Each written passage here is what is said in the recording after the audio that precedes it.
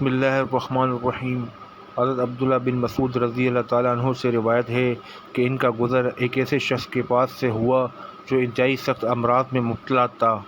حضرت عبداللہ بن مسعود رضی اللہ تعالیٰ عنہ نے اس کے کان میں کچھ پڑا، وہ اسی وقت اچھا ہو گیا۔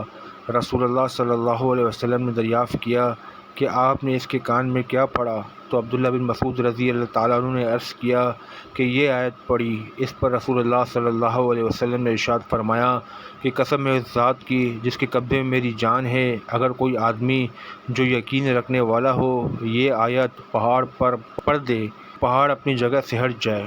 وہ آیت یہ ہے: أَفَحَسِبْتُمْ أَنَّمَا خَلَقْنَاكُمْ عَبَثًا وَأَنَّكُمْ إِلَيْنَا لَا تُرْجَعُونَ وَتَعَالَى اللَّهُ الْمَلِكُ الْحَقُّ لَا إِلَٰهَ إِلَّا هُوَ رَبُّ الْعَرْشِ الْكَرِيمِ وَمَن يَدْعُ مَعَ اللَّهِ إِلَٰهًا آخَرَ لَا بُرْهَانَ لَهُ بِهِ فَإِنَّمَا حِسَابُهُ عِندَ رَبِّهِ إِنَّهُ لَا يُفْلِحُ الْكَافِرُونَ وَقُل رَّبِّ اغْفِرْ وَارْحَمْ وَأَنتَ خَيْرُ الرَّاحِمِينَ۔